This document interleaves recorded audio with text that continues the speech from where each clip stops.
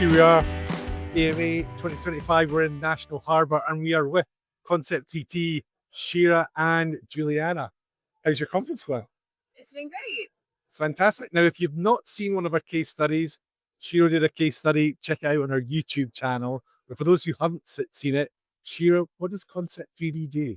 Yeah, Concept3D is a partner in higher ed. We work with marketing teams, enrollment teams, web teams, and we provide several solutions. Our most famous is probably our interactive map solution. And then second is our localist events calendar.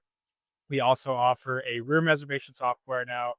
And then lastly, a virtual tour software called 360 Tour. I know that was a big mouthful, but we do a lot of things. So the 360 Tour, is that a new product or have you had it for a while? No, it's actually a second longest solution, but there's a lot of virtual tour vendors out there. You know, it's a very competitive market now. I think what makes us really unique is the maps and our events calendar. That's my personal opinion. Okay. Yeah. I guess in the student journey, getting a student to go on a campus tour was probably the #1 goal of giving them that experience. Yeah. I guess the piece of content that is with that is a map. Yeah. I would say map and a virtual tour are both Yeah. really key, just because if someone can't afford to go to all the schools they want to visit, Yeah. they can use a virtual tour or a map to kind of get a feel for campus and what campus life is like. Fantastic. So what are the trends for the next 2-3 years, you think, for maps? I would say just in general, obviously AI is a huge component of the whole world right now, but I think the way it's going to really affect higher ed is within the prospective student journey, the search results are going to pull from a lot of AI and LLMs instead of your traditional Google search and organic search. So that means making your website more readable for LLMs, including your map and your event software. So are you working with vendors that are going to show up in your search results for your prospective students? But also it's going to be important for current students and how they look up information.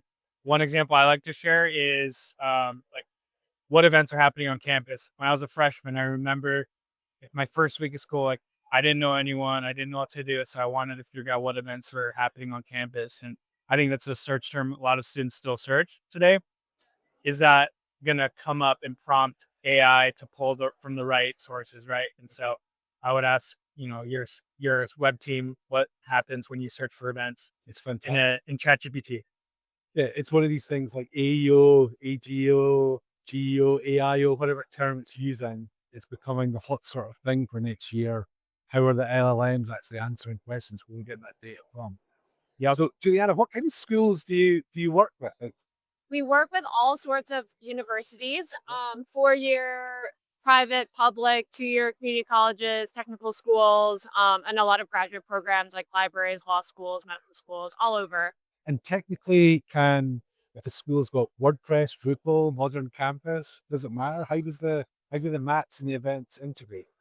They integrate with each other really well, so it's all a connected suite of tools. And then if we can integrate directly into your website as well, and all the branding matches your university branding, so there's no kind of disruption in between digital experiences. Fantastic. What's the top of your to-do list for the next 2 years, 3 years?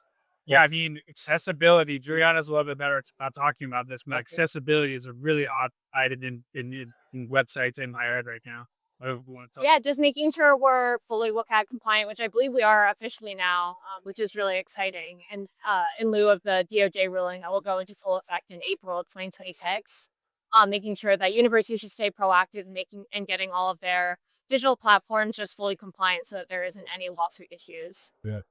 And for those we build websites with electric type, like accessibility, obviously a number of schools have been forced almost to change websites.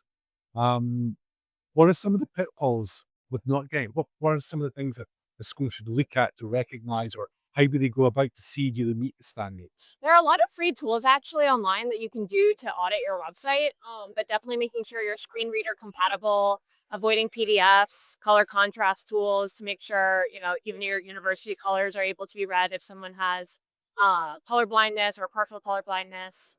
Fantastic. Okay, Concept3D. See you guys next year in Denver. Thank you, Kevin.